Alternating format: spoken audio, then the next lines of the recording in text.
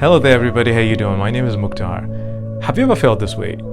You went into a difficult conversation and then after that conversation, you felt like maybe you could have responded in a better way, or maybe you could have waited until another time to have that conversation.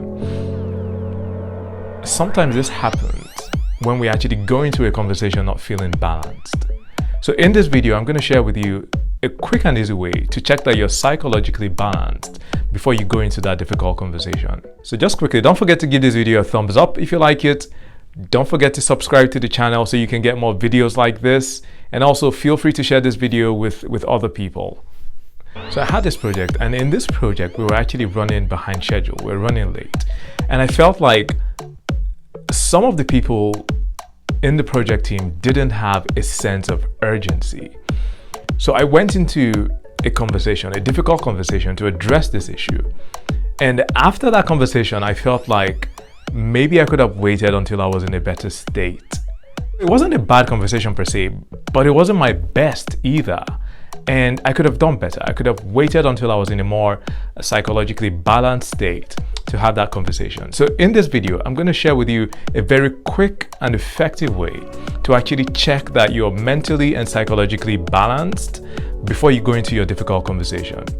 Ready? Let's go. One easy way to check that you're balanced is to follow the HALT rule. So H stands for hungry. Don't go into a difficult conversation when you're feeling hungry. Hunger tends to affect our mood, it makes us cranky, it makes us irritable, and it also affects decision making. So I'd like you to think back to a time when you went grocery shopping while you were hungry. You probably came back with a lot of stuff that you didn't need. And that's because hunger tends to skew how we perceive things. So how do we apply this at work? Don't schedule that discussion at 11:30 a.m. right before lunch. You're probably going to be hungry. The other person in the discussion is going to be hungry, and it's not going to be a productive conversation. Or if, for example, you have a full day workshop, don't do the difficult part of that workshop right before lunch.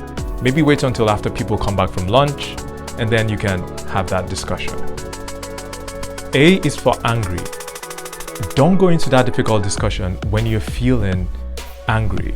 You're probably not thinking strategically, you're not thinking rationally, and you're probably going to be just reactive in that discussion. So don't go into that difficult discussion feeling angry.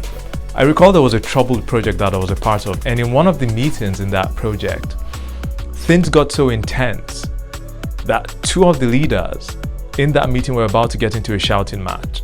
So I suggested we took a timeout and then we addressed the issue in another meeting. So sometimes that's what you just have to do. You might just need to just call a timeout and later on address the issue some other time. One important point, you might not always be able to get rid of your anger for you to have that difficult conversation. Sometimes you actually need to have that difficult conversation for your anger to actually subside. So the point is not the absence of anger, but the point is the absence of control. So don't go into a difficult conversation when you feel like you don't have control over your anger. L is for lonely, and I'm going to interpret this as feeling sad and vulnerable. When you're in this state, you're probably easily manipulated, you're easily intimidated, so you don't want to actually go into a conversation feeling this way. Maybe, for example, you travel for work and you're missing your family.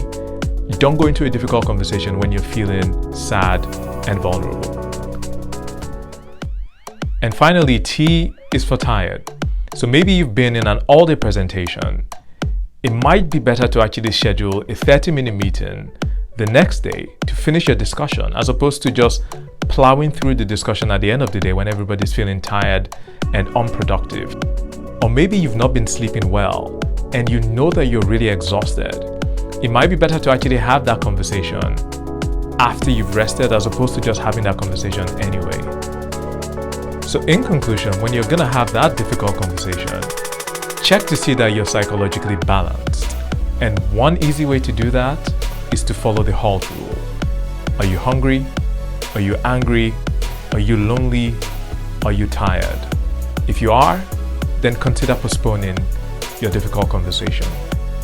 So if you like this video, don't forget to give it a thumbs up. Don't forget to subscribe, and also feel free to share this video with other people as well. And I would like to hear from you. Let me know what you think about this video in the comments. Until next time, bye.